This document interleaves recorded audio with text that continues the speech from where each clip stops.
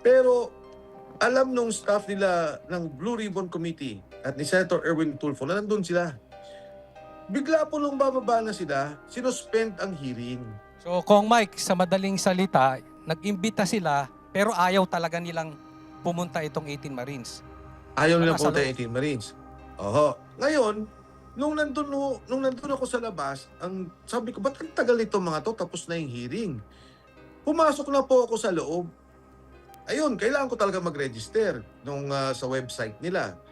Nung dumating po ako, nasa lubong ko si Senator Robin Padilla. Ang sabi ni Senator Robin Padilla, nag-uusap si Attorney Levy Baligod at si Senator Soto. Sabi ko, sige, sabi ko, sabi niya, doon ka na muna sa office ko. Sabi niya, kung gusto mo. Sabi ko, gusto kong puntahan yung 18 Marines. Sabi niya, hindi, nasa opisina ko. Doon ko sila nakita at napuntahan. At yun nga, sabi ko, ano nangyari? Sabi sa akin nung isang sundalo, sir, pababa na ho kami, bigla hong sinuspend. So, Kong Yun Mike, ho ang totoong nangyari. totoo yung balita kasi yan po ang lumalabas sa social media. Nung pababa na daw sila, may nagbalita raw dito sa Bulaga Ribbon na i-cancel na kasi pababa na itong 18 Marines. Correct. Kasi di ba kung ako yun, at ako galit ako dahil binanggit niyo yung pangalan ko, nandun Senator Soto. At syempre, sinasabi lang kami ang lehitimong Blue Ribbon Committee. At well, at least yun yung assertion nila. Ang gagawin ko, teka lang, hintayin niyo yan. O kundi, papatawag ko talaga. Meron silang poder, meron silang power to call on the witnesses to come down. In fact, kahit na nga po sa labas ng Senado, nagtatago, pwede mong orderan ng contempt ang isang witness, pa-aresto mo sa Sergeant at Arms. Eto, nandyan na. Nagsasalita na bababa kami. Bakit hindi po nila hinintay? Nandun sila Ang tagal. Ngayon, kung ang sinasabi nila ay hindi umattend, kaya tingnan nyo, tumigil na sila sa salitang yun na sinasabi nila, hindi umattend, hindi nagpunta, hindi yung totoo yun. Nandoon ang 18 Marines, kahit pinahirapan, papasukin sa loob ng Senado. Pagkatapos, nitong araw na to, napupunta ulit ang 18 Marines kasama ang 14 na mga sundalo. Sabi naman nila may threat. Isasara nila ang Senado at skeletal force lang, walang pwedeng hearing at walang pwedeng bisita. Di ba, Sir Mike, ang patawag sa Senado pwede naman silang halimbawa, unang patawag hindi nga talaga sumipot.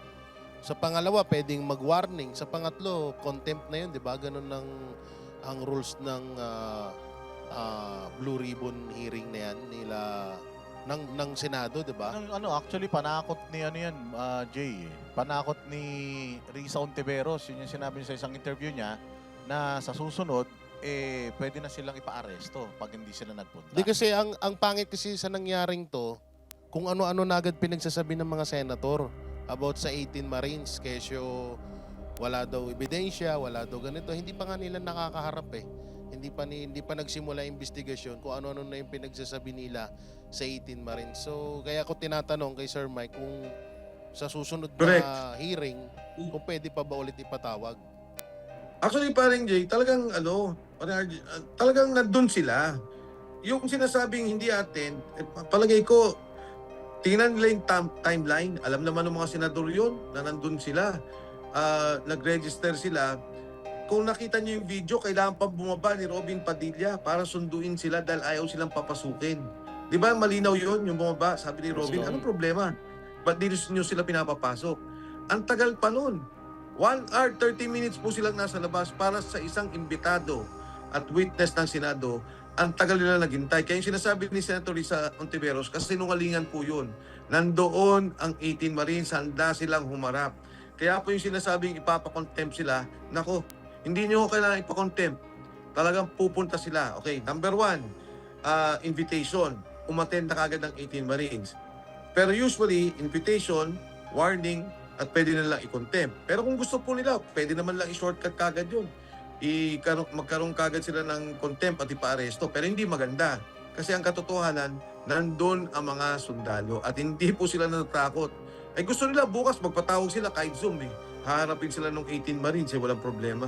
Sabi pa ni Erwin Tulfo, Kong Mike, sabi niya, hindi daw dapat pinag-aantay ang komite ng mga resource person. Dapat daw, kung talagang seryoso sila, dumiretso na sila, hindi na sila nag-press con. Kasi parang lumalabas nagpapa-VIP pa daw sila. Tama naman si Senador Erwin Tulfo doon sa sinasabing hindi pinag-iintay ang komite. Pero siguro ang kailangan pagalitan ni Senator Erwin Tulfo ay yung kanilang mga OSAA, yung kanilang mga kasundaluhan na nandun at yung secretariat nila dahil naghintay ng 1 hour 30 minutes ang mga taong ito para makaakyat. Ayan, sa video nakikita po natin, ayaw silang papasukin dyan. Bababa pa dyan si Senator Robin Padilla. Meron po bang guest ang Senado na ganyan na pinag-iintay? Never happened. Walang ganyang sitwasyon. Ngayon, pangalawa, minabuti ng mga sundalo na magbigay muna ng abiso doon sa Blue Ribbon Committee. Dahil ang pananaw nga po nila, ito po, dalawang komite nagpatawag, kailangan nila magbigay kahit papano ng paalam para hindi naman sumama ang loob nung unang nagpatawag ng Senate Blue Ribbon Committee. Sabi naman nila, di ba, si Senate President pa rin ay si Alan Cayetano. At sabi ni Alan Cayetano, dun sa kanyang liham, ang totoong Blue Ribbon Committee ay ang Blue Ribbon Committee ni Senator Pia Cayetano at ni Congressman Senador Dante Marcoleta. Kaya yung sandaling pag-iintay na yon, wag naman sila magalit. Ang tagal na nagsalita nung 18 Marines, kayo lang nila pinatawag, nalit ng kaunti, nagagalit sila. And tagal na ho nagsalita ng mga to, hindi nyo pinapatawag, tinira nyo kaagad na kasinungalingan, sinabi nyo kaagad na walang kwenta yung sinasabi, ngayon lang kayo nagpatawag, na-delay ng konti, nagalit na kayo. So Kong Mike, malinaw ha. Ang kumakalat kasi nung bababa na daw yung nung tatapos na daw yung hearing nila, yung meeting nila, tsaka daw bababa yung Marines. So baliktad pala. Ayun ang lumalabas ngayon sa mga bias na media eh. Ay hindi ho totoo yan. Kahit tingnan pa nila yung records ng Senate eh. Nandun sila sa gate anong oras. Bago sila nakakyat anong oras. 'Di ba? Tapos nung pababa sila, biglang sinuspend. Actually, ang committee hearings, kuminsan nga yan, nagla-lunch na habang nag-iimbestigasyon eh. Lalo ganyan ka-importante, Blue Ribbon Committee, may nagsabi dun sa nakawan, flood control, pinakamalaking nakawan sa bayan. Hindi tayo pwede maghintay, mag-lunch, nandyan na yung mga testigo na gusto natin. Para namang atang hindi ata din tamang rason yun. Para magalit kayo sa 18 Marines dahil ang tagal na nagsalita, ngayon yun ang pinatawag, konting kabagay-bagay sa isang malaking skandalo sa ating bansa, isang malaking nakawan, hindi nyo pwedeng hintayin. Inuulit ko, marami na akong committee hearings na napuntahan, maging sa Kongreso, as a guest, as the one calling for the meeting, as presiding officer.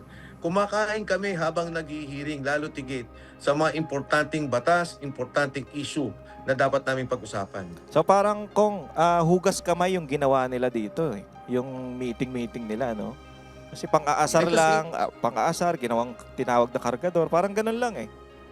Kasi nga hindi nila inaasahan na darating yung mga Marines. Wala talaga silang kahit yung mga senador, sila Senate President Alan Cayetano, hindi naman nila alam eh. So hindi rin alam nila Senator Erwin Tulfo. So ang balak nila, ito, hindi darating yung mga yan, siraan natin ang siraan. So tinawag si Attorney Matibag, may slide, may presentation pa. Biruin nyo naman, nagkakaroon sila ng hearing, ang nanonood 7,000. Nag-press con yung kabila, ang nanonood 60,000 nata o 70,000. Actually, 200 plus na nga ako. Inabot ng 200 plus. 200,000 to 7,000. Ibig sabihin, talagang gusto ng taong bayan ang pakinggan itong mga taong to. At hindi yung paninira na ginagawa sa kanila. Di ba, ngayon, narinig mo, kumakain ka.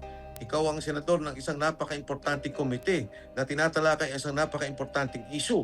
Narinig mo, bababa na pala sila. O sige, hintayin natin. Papakinggan nga itong mga to. Hindi eh.